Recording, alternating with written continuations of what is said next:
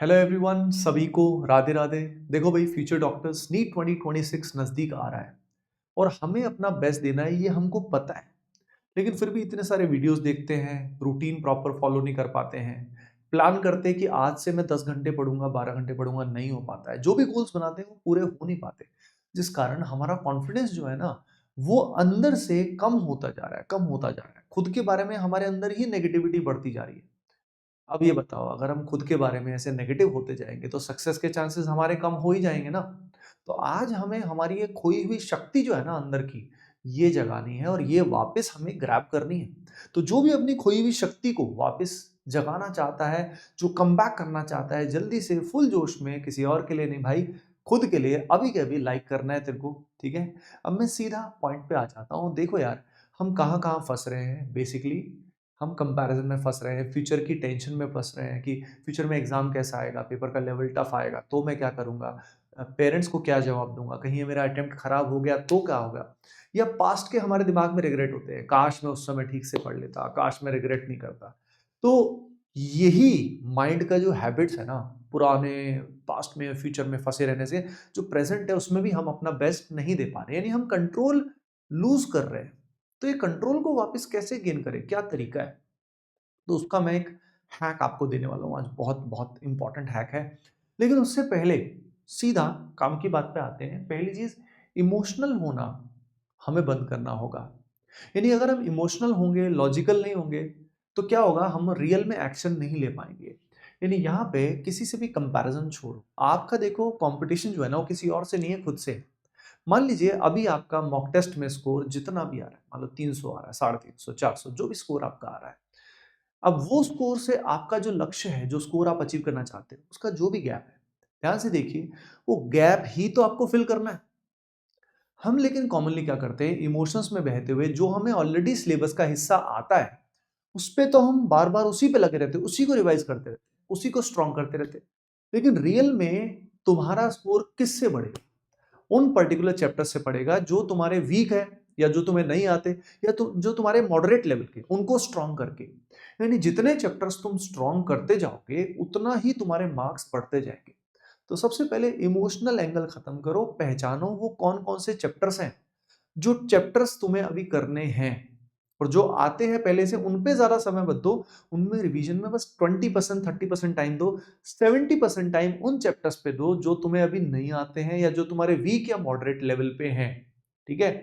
अब दो तरह के चैप्टर्स को साथ में लेके चलो, एक तो नए चैप्टर को या वीक चैप्टर को, और एक मॉडरेट लेवल को। मॉडरेट जो है ना, जिनसे कभी सवाल बनते कभी नहीं बनते, उनको तुम स्ट्रॉन्ग में कन्वर्ट कर दो। ठीक है? और दूसरे जो वीक हैं या जो बिल्कुल नहीं आते, साथ साथ उनको करो। और स्ट्रॉन्ग को बीच बीच में रिवाइज कर लो। लेकिन स्ट्रॉन्ग के पीछे बहुत ज्यादा पढ़ के आपका स्कोर नहीं बढ़ने वाला। तो एक तो ये लॉजिकल गेम है। हम क्या करते रहते हैं, हम अपने पुराने पापों को देखते रहते हैं, जो हमसे गलतियां हो गई, फ्यूचर की टेंशन लेते रहते हैं, दूसरों से कंपेयर करते रहते हैं और परेशानी में फंसे रहते हैं। प्लस हमारी एनर्जी जो है, वो भी जगह जगह लीक हो रही होती है, जिस कारण हम सारा दिन लेथार्जिक, ड्रेन्ड और बिल्कुल बोर्ड और परेशान और स्ट्रेस्ड महसूस करते हैं। तो पहली चीज समझ में आ गई आपको बहुत अच्छे से कम बैक करने के लिए, कि आपको पहचानना है कि आपको जरूरत किस चीज की है। आपका सपना जो आपको अचीव करना है, वो कैसे पूरा होगा, क्या करना है उसके लिए लॉजिकली। अब अगली बात आती है प्लानिंग की। हम क्या करते हैं, हम वीडियोस देखते हैं और उसमें तरह तरह के प्लान आते हैं, ऐसा कर लो वैसा कर लो। भाई देख, तेरा जो रियल सिनेरियो है, सिचुएशन है, वो तेरे अलावा किसी और को नहीं पता।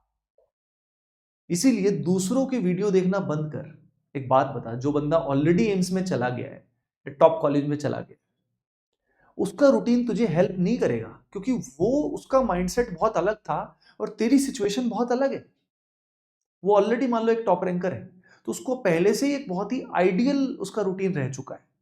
वो तेरे लिए रूटीन कैसे बता देगा, ये बता, है ना? एक टीचर फिर भी एक प्रैक्टिकल रूटीन बता सकता है, लेकिन सबसे अच्छा रूटीन अगर हम बनाते हैं ना, तो खुद के लिए एक प्लान बनाते हैं, या खुद के लिए हम देखते हैं कि हमारे लिए क्या सही है, हमारे लिए क्या बना है। तो तेरे को खुद के हिसाब से करना है भाई। अब इसमें अगेन प्लानिंग की बहुत ज्यादा जरूरत नहीं है, एग्जीक्यूशन की जरूरत है। तो डोंट ओवर प्लान। ज्यादा प्लानिंग की जरूरत नहीं है। बस इतना सा देख लेना है कि तेरे को कितने चैप्टर्स करने हैं, और उन चैप्टर्स को बस करना शुरू कर देना है। खट से उनकी प्रायोरिटी डिसाइड करनी है और करना शुरू कर। यानी माइक्रो एक्शंस ले।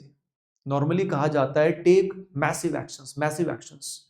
नीट 2026 के लिए मैसिव एक्शंस लो। भाई मैसिव एक्शंस की जरूरत नहीं है, छोटे छोटे एक्शंस बहुत सारे ले, तेरे एक्शंस अपने आप मैसिव हो जाएंगे। यानी सारा दिन अगर तूने 20, 30, 35 छोटे छोटे माइक्रो एक्शंस लिए तो तेरा ओवरऑल एक्शन क्या हो गया, मैसिव हो गया। तो सीधा प्लान मत कर मेरे पास 12 घंटे पढ़ना है, 14 घंटे पढ़ना है, नहीं भाई। तो प्लान कर, तेरे को सीधा ये एक्शन लेने हैं, 15 मिनट ये रिवीजन करना है, 15 मिनट यहाँ एनसीईआरटी करनी है, आधा घंटा मुझे ये प्रैक्टिस करनी है। इस तरीके से आगे बढ़ता जाएगा, तेरा काम बन जाएगा। सबसे बड़ी ध्यान रखने वाली बात यह है कि भैया प्रैक्टिस और थ्योरी में तेरा फोकस होना चाहिए प्रैक्टिस पे।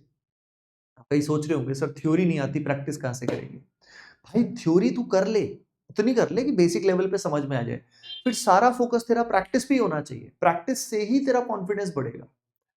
डेली जितने सवाल करेगा उसमें जब स्टक होगा तब थ्योरी पे जा। यानी थ्योरी को सबसे पहले बेसिक लेवल पे कवर कर ले, और बेसिक लेवल पे कवर करने के बाद फिर प्रैक्टिस पे चला जा, और प्रैक्टिस में जहां स्टक हो उससे थ्योरी का रिवीजन कर। यानी रिवीजन करने का भी इस समय सबसे अच्छा तरीका क्या है, एक तो की पॉइंट्स को या की फॉर्मूलाज को लिख लिख कर देखना, या उसके शॉर्ट नोट्स बनाना रिवीजन का बहुत अच्छा तरीका है। रिवीजन का दूसरा तरीका होता है जम के प्रैक्टिस करना। प्रैक्टिस में जहां जहां तू स्टक हो जाता है, जैसे थ्योरी के फास्ट रीडिंग कर लिया, फिर प्रैक्टिस करी, और प्रैक्टिस में जहां फंसा फिर से थ्योरी पे जा रिवीजन कर। तो प्रैक्टिस से ही कॉन्फिडेंस आएगा। जब एवरीडे जस्ट इमेजिन तू मान लीजिए 150-200 सवाल कर रहा है, जब डेली तू अराउंड 200 क्वेश्चंस करेगा, 150-200 सवाल करेगा जो नीट के लिए पॉसिबल है, तो मंथली तेरे कितने हजार सवाल हो जाएंगे भाई, 5 से 6 हजार सवाल। यानी अभी से लेके नीट तक लगभग 15-20 हजार क्वेश्चन अगर तू कर लेगा, तो क्या तुझे कोई रोक पाएगा? नहीं ना। यानी खुद से मक्कारी करना छोड़ यार, तुझे पता है तेरे लिए क्या वर्क करेगा। जो मैं बात कर रहा हूं तुझे कहीं ना कहीं दिल में लग रही होगी कि हाँ यार मैं ये कर लूंगा तो मेरा काम बन जाएगा ना। ठीक है, तो इस तरीके से तेरे को प्रैक्टिस पे फोकस करना है। उसके अलावा एनर्जी लीकेज, भाई देख आज ही पहचान कि तेरी एनर्जी कहां कहां लीक हो रही है। होता क्या है कि जो हमारी ये 5 सेंसेस होती हैं, ये डेटा गैदर करती है। ठीक है, जो भी हम खाते हैं, सुनते हैं, देखते हैं, उस सबसे डेटा गैदर होता है। अब होता क्या है, हमें लगता है यार आधा घंटा बस मैं शॉर्ट्स देख लेता हूँ, या थोड़ा 15 मिनट के लिए देख लेता हूँ, 5 मिनट के लिए देख लेता हूँ ये इंस्टा की रील्स या शॉर्ट्स। अब ये 5-5 मिनट में हम इतने सारे शॉर्ट्स देख लेते हैं ना, इतने सारे छोटे छोटे छोटे वीडियोस देख लेते हैं कि हमारे इमोशंस जो है वो डिस्टर्ब हो जाते हैं, और हमारा जो बेसलाइन डोपामिन बेसलाइन है वो रीसेट हो जाती है। यानी हमारा पढ़ाई में मन लगना कम हो जाता है, प्लस फालतू की ओवर थिंकिंग बहुत ज्यादा शुरू हो जाती है। तो इसलिए हमें ध्यान रखना है कि हमारी एनर्जी लीकेज कहाँ कहाँ से हो रही है, आज ही हम आइडेंटिफाई करना है। एक पेन पेपर लेना है और उस पर आइडेंटिफाई कर कि किस समय तेरी एनर्जी लीक हो रही है। ठीक है, दूसरा तेरे को आइडेंटिफाई करना है वो एनर्जी जब लीक होनी शुरू होती है, कौन से ट्रिगर होते हैं। देखो ब्रेन जो होता है ना, वो क्यू रिस्पॉन्स मशीन होता है। यानी कोई भी ट्रिगर मिलते है उसका ब्रेन जो है वो रिपीट करने लग जाता है हैबिट्स को तुरंत। तो वो क्यूज कौन से हैं जिनकी वजह से वो आपकी एनर्जी ट्रिगर हो रही है, एनर्जी वेस्ट हो रहा है। अगर ये दो चीज तुम्हें पता लग गई तो तुम्हें पता लग जाएगा कि तुम्हारी बैड हैबिट्स या कहाँ कहाँ एनर्जी वेस्ट हो रही है। अब खुद ही सोचो, अगर तुम्हारी 100 यूनिट एनर्जी में से 70 यूनिट ऐसी वेस्ट हो जाएगी, तो क्या तुम अपना बेस्ट दे पाओगे? नहीं ना। तो ये तुम्हें करना ही होगा, और ये जब करोगे तभी तो ब्रह्मचर्य का पालन भी होगा, नहीं तो ब्रह्मचर्य का पालन भी नहीं हो सकता। अब पता है आज के टाइम में हमारा एनवायरनमेंट जो है वो डिस्ट्रैक्शंस के लिए ही बना है। बना ही ऐसा हुआ है कि फुल ऑफ डिस्ट्रैक्शन है। इवन नीट के ऑनलाइन वीडियोस भी बहुत सारे डिस्ट्रैक्शन ही डिस्ट्रैक्शन है, चाहे वो स्ट्रेटेजी वीडियोस हो, चाहे मोटिवेशनल वीडियो, कुछ भी बहुत सारा टाइम पास चल रहा है। तो टाइम पास से भैया आप दूर हो जाओ यार। रियल सिंसियर स्टूडेंट हो, डॉक्टर बनना है तुम्हें यार। ठीक है, देश का one of the best doctor बनना है, तो उसके लिए खुद की कमान खुद के हाथ में लो यार। सपने दिखाने वाले बहुत सारे लोग हैं, लेकिन असल में आपको अपनी कमान खुद के हाथ में लेनी है। अब हमने क्या किया है, हमने इसीलिए एक संघ बनाया है जो कंप्लीटली फ्री है सभी के लिए। ये टेलीग्राम ग्रुप है जिसका नाम है संजीवनी मूवमेंट। तो ये सभी ऐसे स्टूडेंट्स के लिए है, ऐसे इंडिया के यूथ के लिए है जो अपनी एनर्जी की लीकेज को प्रिवेंट करना चाहता है, ब्रह्मचर्य का पालन करना चाहता है, और अपना बेस्ट वर्जन बनना चाहता है। तो वहां पे टिप्स भी हम लोग लगातार सभी को देते रहते हैं। संजीवनी टिप्स ऑफ द डे मिलती रहती है सबको, संजीवनी बूटी मिलती रहती है। तो ये संघ का हिस्सा आप बन जाए, क्योंकि इस दौड़ में ना हम अकेले नहीं होने चाहिए। अकेले बड़ा मुश्किल हो जाता है अकेले चलना, साथ में हम लगातार मोटिवेटेड रहते हैं। तो ये जो संजीवनी मूवमेंट टेलीग्राम ग्रुप है, इसका लिंक जो है वो डिस्क्रिप्शन में दिया हुआ है, और कमेंट भी पिन किया हुआ है। इसका हिस्सा आप बन जाना सभी के सभी। ठीक है, अब बात आती है कि भाई यहाँ पे प्रैक्टिस का आपको पता लग गया, मॉक टेस्ट का भी आपको पता लग गया कि मॉक टेस्ट हमें कितने देने हैं। हमें लगता है कि मैं बिल्कुल एंड में दूंगा, नहीं भाई, कब तक दूर भागेगा। हमें लगता है मेरा अभी सिलेबस नहीं हुआ, मैं बाद में दूंगा, नहीं यार, जितना भी सिलेबस हुआ है तेरा, मॉक टेस्ट दे और रियल एग्जाम मोड में दे। घर पे सिर्फ टेस्ट देने से बात नहीं बनेगी, रियल एग्जाम मोड में दे और वो टेस्ट दे जो रियल नीट लेवल के हैं। देख, हाई लेवल का मतलब ये नहीं है आउट ऑफ सिलेबस, ठीक है। हाई लेवल का मतलब है टफ भी हो सकता है, लेकिन वो रेलेवेंट होना चाहिए, प्रॉपर नीट के सिलेबस से होना चाहिए, वही मॉक टेस्ट देना। नहीं तो कई टेस्ट सीरीज बड़ी चमत्कारी होती है जो जबरदस्ती का बस लेवल हाई दिखाती है और आपका मोटिवेशन लेवल कम कर देती है, लेकिन कई इतनी आसान होती है कि जबरदस्ती आपके मार्क्स को बढ़ा देती है। तो वो भी ध्यान रखना है। उसके अलावा एक बहुत बड़ी सुपर पावर होती है जिससे हम अपने माइंड को कंट्रोल कर सकते हैं। आप सभी ने बात सुनी होगी कि माइंड को अगर हम कंट्रोल कर लेते हैं तो माइंड सुपर माइंड बन जाता है। और माइंड को कंट्रोल तभी कर सकते हैं जब वो शांत होता है। शांति नहीं होगा तो कैसे कंट्रोल करोगे, कैसे उसको ऑब्जर्व करोगे। देखो होता क्या है, हमारे अंदर थॉट्स का बॉन्डर चल रहा होता है हर समय, तरह तरह की थॉट्स, फ्यूचर की या पास्ट की, हो सकता है इस समय भी चल रही हो। तो ये जो थॉट्स हमेशा फ्यूचर के किसी एक्शन की या पास्ट के किसी चीज की जो इमेजेस चलती रहती है ना, इसमें हम फंसे रहते हैं, इससे हम अटैच्ड रहते हैं इमोशनली। इसी कारण हम माइंड को कंट्रोल नहीं कर पाते, क्योंकि हम माइंड के अंदर खुद ही ट्रैप्ड है, हम खुद माइंड में घुसे हुए हैं। तो माइंड को कंट्रोल कैसे किया जा सकता है? जब हम माइंड को सिर्फ ऑब्जर्व करें, सिर्फ देखें, बिना किसी इमोशनल अटैचमेंट के।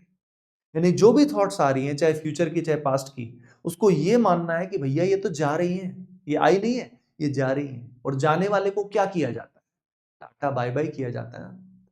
तो थॉट्स को ऑब्जर्व करना सीखो, थॉट्स में इंडल्ज होना बंद करो यार। हम थॉट्स में इंडल्ज हुए रहते हैं, या तो कोई अच्छी थॉट आई बड़ा खुश हो जाते हैं, या दुखी थॉट आई दुखी होते रहते हैं, उसी में फंसे रहते हैं, है ना। अब ये ऑब्जर्वेशन ऑफ थॉट्स कहां से आएगा, उसके लिए दो हैक आपको बता देता हूं। पहला हैक है डीप ब्रीदिंग। जब आप सांस जो होती है ना, हमारा ब्रेथ जो होती है, वो माइंड से लिंक होती है। माइंड के दो हिस्से बड़े इंपॉर्टेंट हैं, वैसे तो पूरा माइंड ही बड़ा इंपॉर्टेंट है, लेकिन प्री फ्रंटल कॉर्टेक्स जो हमारा होता है, आपने तो सुना होगा, बायो वाले स्टूडेंट हो, तो प्री फ्रंटल कॉर्टेक्स जो होता है ये डिसीजन मेकिंग के लिए सबसे अहम रोल प्ले करता है। लेकिन अब ओवर स्टिमुलेशन से जो सेंसेस सब जगह हमने खुली छोड़ रखी है, कुछ भी खा लेते हैं, कुछ भी पी लेते हैं, कुछ भी देख लेते हैं, कुछ भी सुन लेते हैं, कुछ भी, जब अनकंट्रोल्ड सेंसेस होती हैं तो उससे सेंसरी स्टिमुलेशन से हमारा प्री फ्रंटल कॉर्टेक्स वीक हो जाता है और डिसीजन फैटिक हो जाती है, ओवर थिंकिंग चलती रहती है हर समय ब्रेन में, और लिम्बिक सिस्टम एक्टिवेट हो जाता है। जो ब्रेन का लिम्बिक सिस्टम है वो इंपल्सिव सिस्टम है, यानी शॉर्ट टर्म अर्जेस और जो प्लेजर्स हैं उनके लिए काम करना, बिल्कुल एनिमल इंस्टिंक्ट आ जाती है हमारे अंदर। तो खुद सोच के देखना, हम में से ज्यादातर में वो एनिमल इंस्टिंक्ट आ गई है, समझ रहे हो। तो ब्रह्मचर्य का पालन बिल्कुल ही भी नहीं हो पाता। इसीलिए डीप ब्रीदिंग क्या होती है, वो हमारे माइंड को शांत करती है और माइंड कंट्रोल आना शुरू होता है। डीप ब्रीदिंग में क्या करना होता है, हमें आराम से सांस लेनी है, होल्ड करनी है और धीरे धीरे फिर सांस छोड़नी है, ठीक है। इनहेल हमें पॉजिटिविटी करनी है और एक्सहेल हमें नेगेटिविटी करनी है, हमारे अंदर की सारी नेगेटिविटी को बाहर फेंक दो। ऐसी डीप ब्रीदिंग से अगर आपने 5 मिनट भी ऐसी डीप ब्रीदिंग कर ली, माइंड एकदम शांत हो जाएगा। इवन एक सांस ही, गहरी सांस से आपको आपका मन शांत होना शुरू हो जाता है। तो ब्रेथ का और माइंड का बहुत ही स्ट्रांग लिंक होता है। माइंड को शांत करने का ये बहुत अच्छा तरीका है जब हम रिदमिक डीप ब्रीदिंग करते हैं। इसी के साथ साथ, अब डीप ब्रीदिंग के साथ साथ और भी अस्त्र शस्त्र आपको देता हूं, इससे ही आप अपनी एनर्जी लीकेज को प्रिवेंट करोगे और मन को शांत कर पाओगे, कंट्रोल कर पाओगे। दूसरा तरीका होता है नाम जप। जब आप प्रभु का जो नाम है वो जपते हैं, चाहे किसी भी रिलीजन से नाम जप सकते हैं, तो जब वो नाम जपते हैं आराम से और नाम को विजुलाइज करते हैं, तो नेचुरली पूरा जो मन है ना हमारा, वो उसी में रम जाता है, नाम में, प्रभु के नाम में रम जाता है। जिस कारण ओवर थिंकिंग और नेगेटिविटी को समय ही नहीं मिलता आने का, एंटर होने का। इसीलिए नाम जब जब मौका मिले करो, ठीक है। समझ रहे हो, जब जब मौका मिले, 5 मिनट के लिए कर लिया, 2 मिनट के लिए कर लिया शांति से, ये भी एक बहुत शानदार तरीका है जिससे हमारी नेगेटिविटी कम होती है और माइंड पे कंट्रोल आता है। अगला तरीका होता है प्राणायाम।